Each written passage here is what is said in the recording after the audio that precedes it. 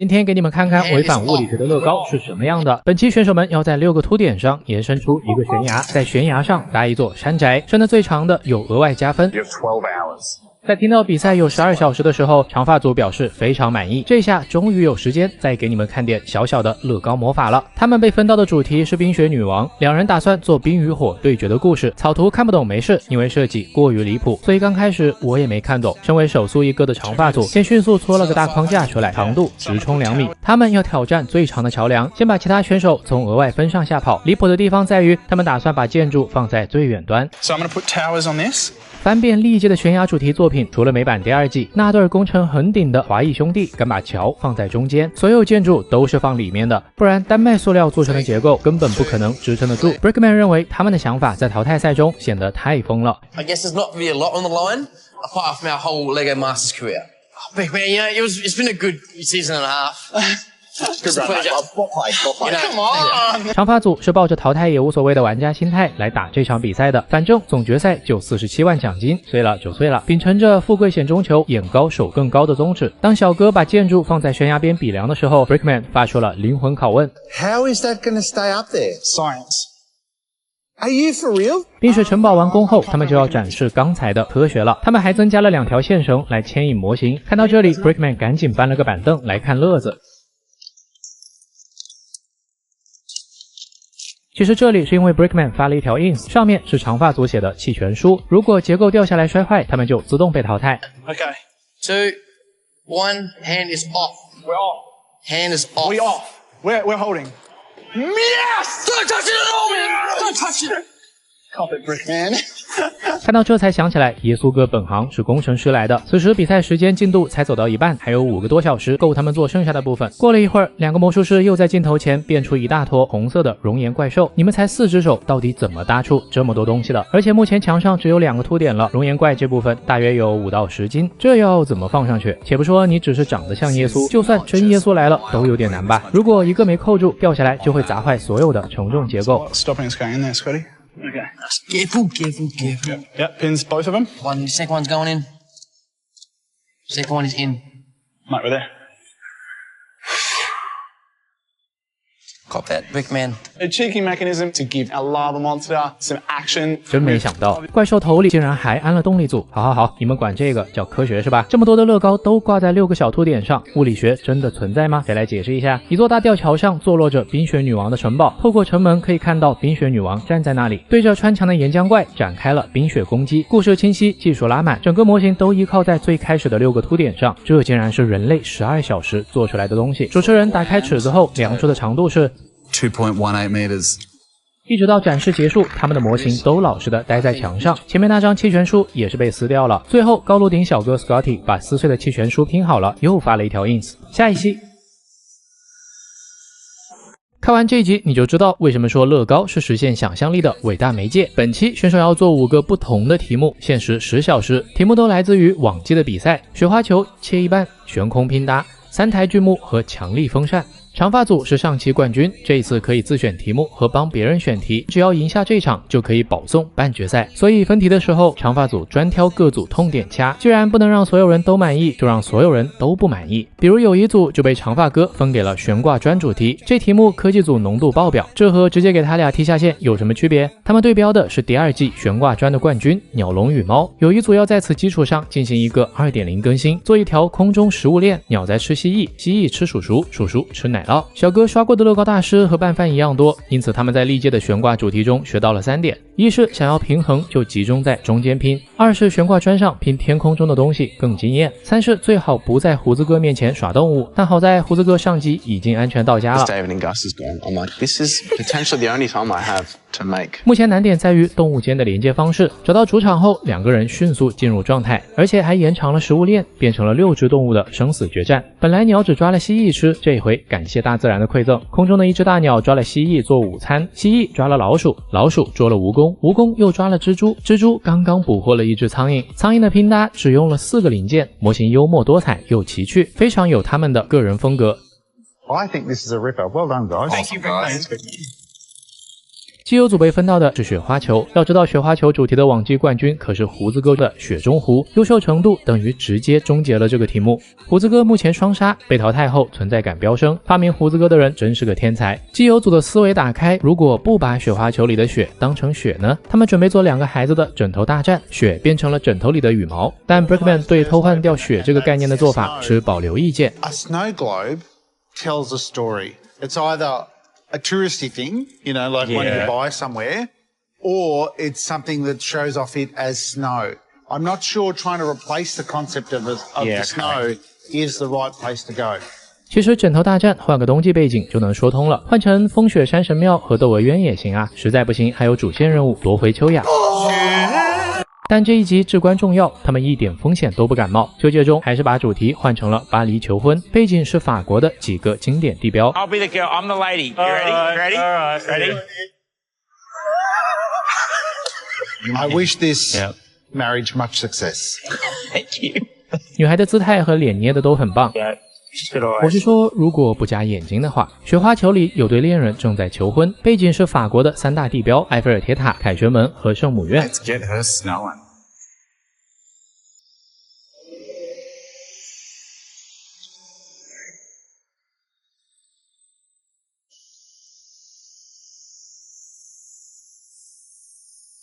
打开下雪开关后，氛围感拉满。从这里的效果来看，不做枕头大战是正确的选择。雪花的运动方式是下落，而羽毛是漂浮，两者感觉很像，但实际效果上存在冲突，容易引发故事歧义。 And the fact that we nailed the moment was really nice reward. 下一期 We're going to build a Chinese dragon, luck dragon. We want it to actually be a dancing dragon. 乐高比赛中出现了难得一见的中国龙，但评委却质疑他们奇怪的机械启动方式。本期的5组选手被分到了5个不同的题目，机械偏弱的厄运组就被给到了最需要机械头脑的强力风扇。强力风扇要求选手利用巨大风力让模型动起来。之前的冠军就是前面兄弟组的毛毛虫，他们这次要拼一条中国龙，头部能移动，背部有波纹，色彩斑斓，动感十足。机械上采用的是第4季的欢乐组的涡轮装置，用挡风球罩零件做成，但当时欢乐组的成绩并不好，机械都差点没跑起来，这引起了 Brickman 的警觉。 We put it up to like 8 or 9, if memory serves me right, before it started to get going. Interesting. Why wouldn't you choose the method that the top 2 teams chose?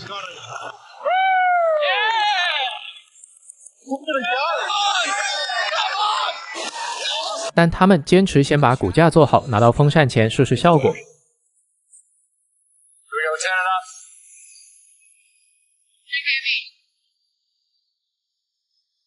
Level 10 is it blew open the side of the studio. 然而风扇都把演播室的锁刮开了，他们的龙也没跑起来。 Come on.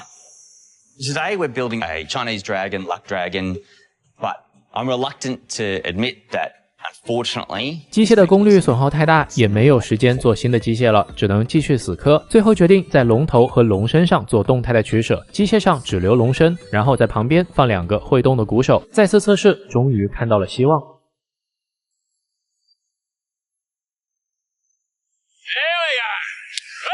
只有升级到最大风力，龙才能动起来，而鼓手部分差点因此散架。 Yeah, let's make it a bit stronger. because it's not very strong, because that first arm just went flying. 他们的龙头其实做得很漂亮，很有感觉，但躯体太笔直了，视觉上缺少中式美学的气势。单论姿态，并不如旁边的鼓手做得好。被 Brickman 再次问到为什么不用前2名的机械时，他们的解释是不够酷。像这样把机械藏起来，作品看起来自己在动，才是他们的理想画面。接下来启动风扇，他们理想的空中舞龙能成功跑通吗？ Start on level 4.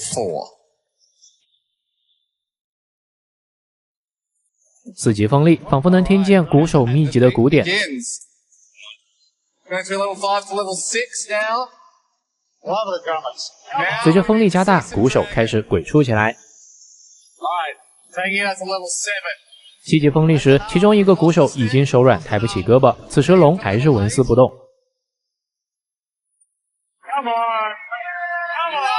终于，机械开始被吹动了，龙身做上下起伏的运动。虽然动态上少了些灵动感，但好在模型没有被吹散的部分。 Everything works, but just not all at the same time. Yeah. So it's definitely not like a moment, but it's Not a complete failure. yeah. 下一期 We have to incorporate half of the coffee machine into a build. 罗马不是一天建成的，但有可能是10小时建成的。长发小哥组给自己选择了3台巨幕的乐高试卷。去年这个主题的冠军是兄弟组的恐龙变迁史，第一幕是恐龙的孵化，然后是活跃的繁盛期，最后变成现代博物馆里的化石。3幕要串起完整的起因、经过、结果。长发组准备做他俩最爱的罗马兴衰史，尤其是高颅顶小哥是超级金罗。Just thinking about the word Rome just gives me chills down my spine to my toes. I'm just. 他们的3幕分别是罗马从日出到日落的3个阶段。提到罗马，可能很多人的第一印象是自来水。罗马是城市供水系统的开端。他们决定从第一幕的和讲罗马崛起的故事。Sorry, what? You've not heard of the story of Romulus and Remus? Right. God, just top of my head. What was it again? Yeah, Romulus and Remus were twin brothers. They were abandoned by their parents as babies. They were put into a basket.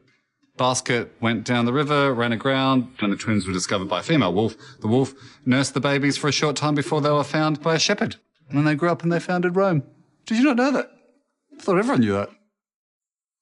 所以古罗马的城徽，包括现在意甲罗马队的队徽，都是母狼乳鹰的图案。Brickman 认为第一幕的经典画面应该是母狼，而不是他们在做的兄弟战争。天人劝吃饱饭，他们把第一幕改成了罗马的建造，并加入了母狼的雕像。Rome and the wolf. Yeah, I like that. Why is he missing his hand? Workplace incident.